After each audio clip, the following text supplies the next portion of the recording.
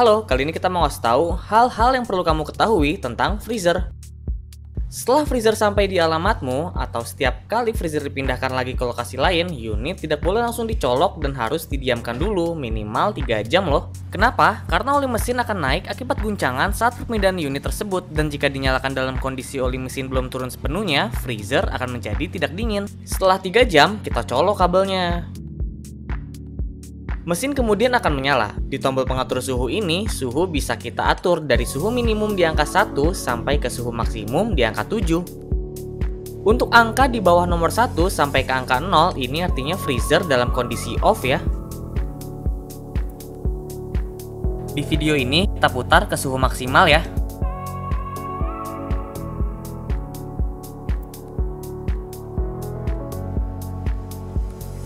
Setelah dicolok 5-10 menit, bagian dinding atas inilah yang akan dingin terlebih dahulu. Bisa diperhatikan, di bagian atas ini sudah berembun, tapi bagian bawahnya masih belum. Hal ini normal ya.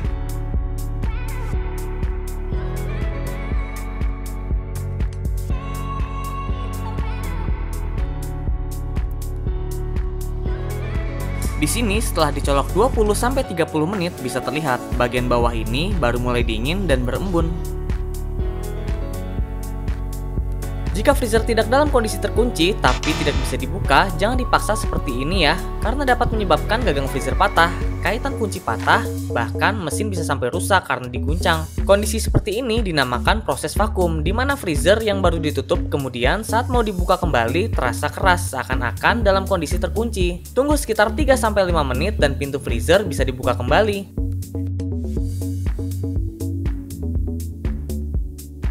Untuk freezer yang frekuensi buka tutup pintunya sering, bisa ganjal kain di bagian bibir pintu freezer seperti ini ya. Jika bahan di dalam freezer nempel ke dinding, jangan mencongkel dengan benda tajam ya.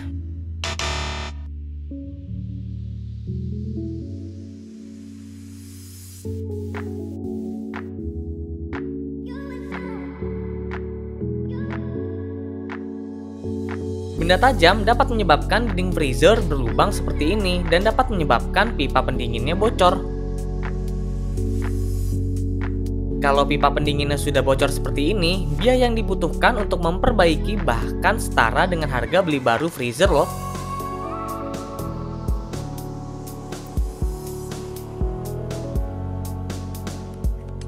Kalau bahan menempel ke dinding samping freezer, coba diketuk seperti ini ya.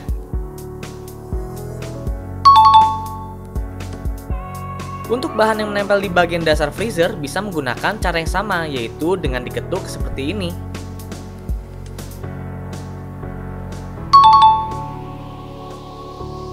Freezer yang disewa di Jagoan Sewa sudah dilengkapi dengan board berwarna abu seperti ini. Fungsi board ini supaya meminimalisir benturan bahan dengan bagian permukaan freezer. Jadi board ini jangan dikeluarkan ya.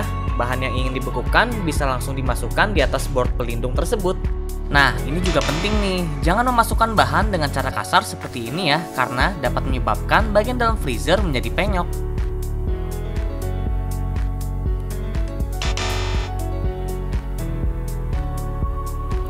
Ini adalah contoh bagian dalam freezer yang penyok karena menaruh bahan dengan keras atau kasar. Cara yang benar, kita letakkan barangnya seperti ini ya, dan jangan diisi terlalu full. Sisakan space minimal 15-20 cm agar sirkulasi udara dingin di dalamnya bisa lebih maksimal.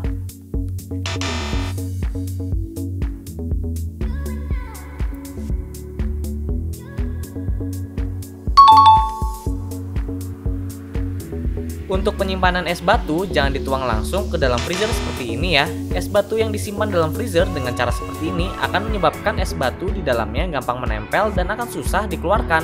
Kalau sudah menempel, jangan pernah menggunakan benda tajam atau batu ulek untuk melepasnya ya. Untuk freezer yang ditempatkan di lokasi outdoor, suhu dinginnya akan jauh lebih cepat menurun setiap kali pintu dibuka tutup ya. Bahkan untuk es krim atau bahan beku lainnya bisa perlahan mencair juga loh walaupun disimpan di dalam freezer karena sering dibuka tutup atau terkena paparan sinar matahari tadi.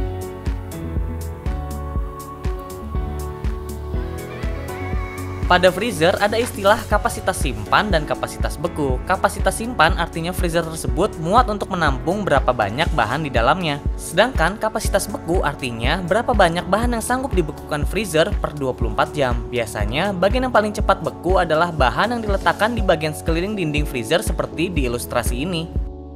Di tabel ini, kolom berwarna kuning adalah informasi mengenai berapa kilogram daging yang bisa disimpan pada masing-masing ukuran freezer.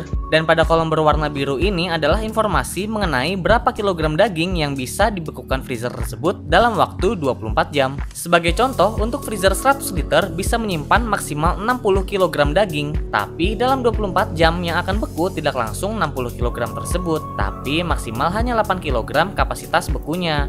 Artinya, sisa bahan yang belum beku tadi masih akan berlanjut ke proses pembekuan di hari berikutnya. Jadi jangan panik ketika melihat bahan yang dimasukkan ke freezer tidak langsung membeku semuanya ya. Ilustrasi di tabel tadi adalah untuk daging. Jika freezer akan digunakan untuk membekukan bahan cair seperti sup, membuat es batu, minuman, atau bahan cair lainnya, proses pembekuan akan membutuhkan waktu lebih lama dibandingkan bahan padat. Untuk bahan cair disarankan untuk menggunakan freezer tipe upright seperti ini untuk mempercepat waktu pembekuan. Oh iya, perlu diketahui juga, freezer yang baru dicolok 1 kali 24 jam juga berbeda kinerjanya dibandingkan dengan freezer yang sudah nyala berbulan-bulan atau bertahun-tahun ya.